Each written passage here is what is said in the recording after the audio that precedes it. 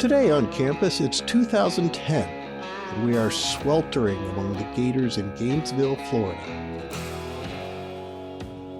We find ourselves a stone's throw away from the swamp, Hill Griffin Stadium, one of the loudest stadiums in all of college football. In the heat of it all, however, there's a freshman who has been blessed with a rather unusual gift: volume. Today, we meet this superfan student, a kid who desperately wants to leave his mark at a nationally televised game. And, as you may guess, it ends up leaving a mark on him. A rather distinctive mark. Stay tuned for this cautionary tale, a lesson in life not found in textbooks or in any lectures.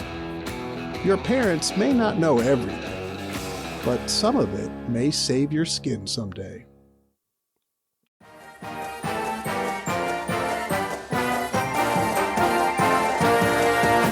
This is Once in College. I'm Pete Griffith. Today's episode was sent in and written by an author who wants to remain completely anonymous, for a painfully good reason. But more on that later.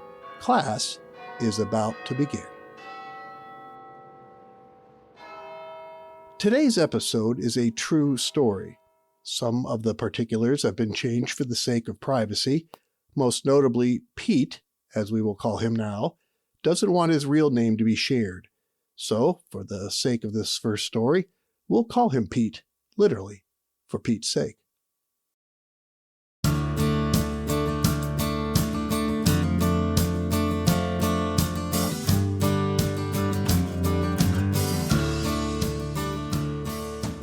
Pete loved everything about his freshman year, landlocked in the middle of Florida, especially in the fall.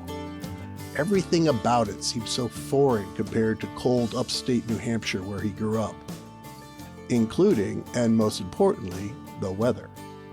Gainesville stayed hot, scorching hot, sweltering hot, all the time. Wearing shorts year-round was not just a welcome luxury now for Pete, it was why he vowed to stay in Florida after graduation and live there his whole life. He had wanted to leave since he was 16, get as far away from his parents and their quiet, boring, methodical life as pharmacists, silently counting out pill after pill into small plastic jars. Everything about his life there was stale, useless, he thought. He hadn't learned much from them anyway, nothing useful at least. And so he bolted to the University of Florida the first day his college dorm was available to move in. By the third month of classes, co-eds, and the endless cafeteria barbecue, Pete had bought into Southern college life hook, line, and sinker, especially when it came to Gator football games. They were loud. As an engineering student, he learned the playing surface is below ground level. The stands are steep and expansions enclose the field on all sides. All this helps trap the noise inside the stadium, which results in sound levels on the field which have been measured at 115 decibels, just short of the threshold of pain, which was music to his ears. Pete had a talent, a gift really, of being able to belt a scream out so loud from the student section, his voice alone could travel through the helmets of the players on the field and smash face first into the opposing players on the opposite sideline. When he wound it up, it was like a locomotive that couldn't be stopped.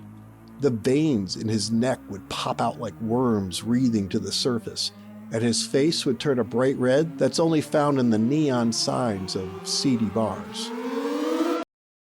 His inspiration was from a monster truck rally he had been to at a kid's birthday party, and after he was done channeling the memory of that day, the crowd would clap enthusiastically, 95% directed towards the Gators, but at least 5% of that applause dedicated expressly for his performance. Yet somehow, mid-season, this campus king of screaming would reach a different register than even he would have ever believed possible. And we warn you, the truth we are about to unfold is not for the faint of heart.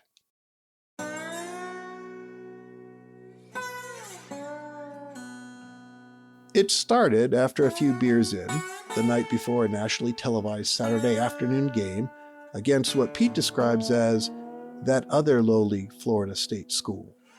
In fact, the name of that institution is so vile by Pete, he requested we also never mention its real name in this story. On September 10th, 2010, long after the sun had set that night, and the branches of the southern magnolias outside were able to relax and droop a bit out of the sun's pounding blaze, the heat stuck around. It decided to linger all night. The air was so thick and sticky that nobody wanted to move around much. So Pete sat alone in his dorm room without a shirt on, or even shorts. Only a pair of tighty-whities that, after putting on his obligatory freshman 15, were now even more tighty than they were whitey.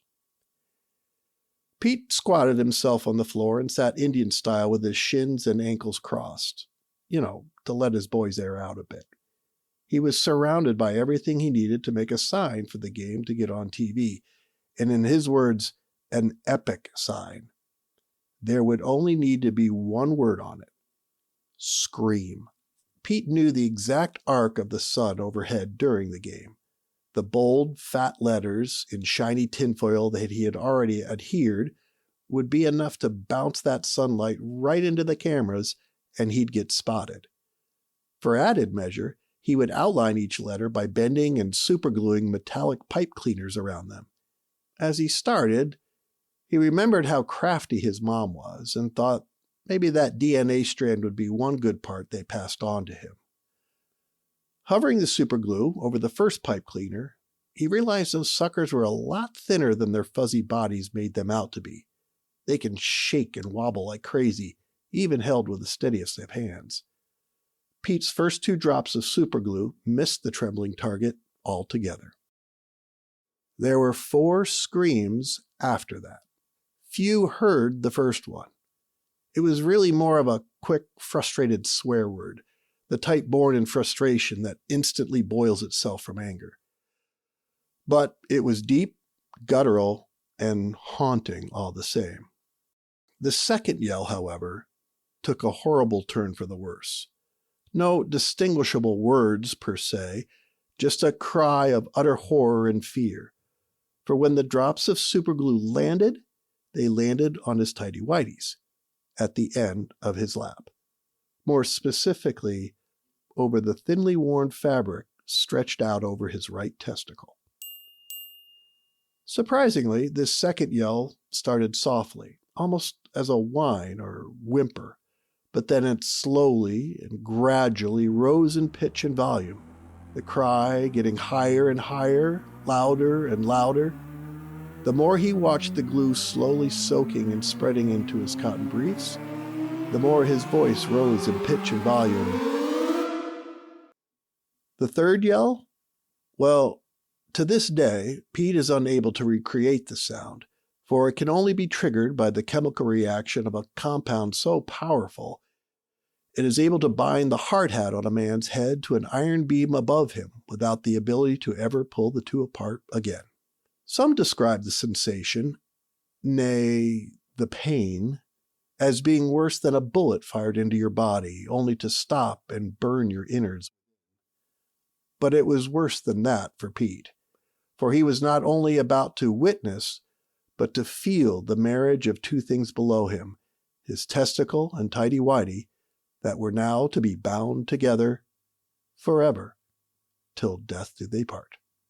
Which was only the prelude to Pete's final and most horrifying scream.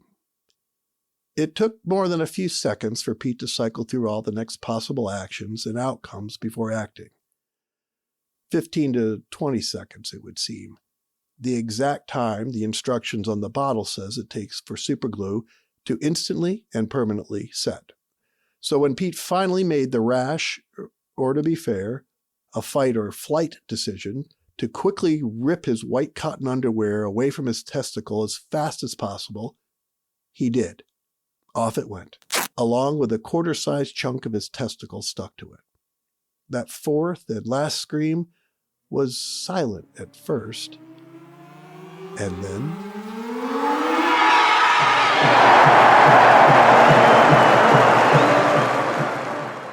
Pete didn't sit in the stands that next day. He stood the entire game. The temperature at kickoff was 96 degrees, and most everyone else just sat in their seats, stewing in their sweat. Those who were there considered him a superfan throughout that day for doing so, but those who knew it was out of practicality, pure survival of sorts. The rest of his freshman year, Pete never dated anyone. Any time he had to dress or undress in a locker room, he would do so in a particularly odd fashion, going out of his way to hide his privates. Rumors that he couldn't walk in a straight line anymore, but veer to the left, are completely unfounded.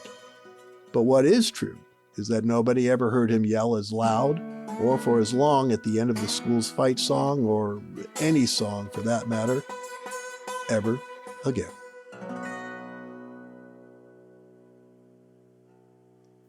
Calling his mom and dad would have been awkward enough.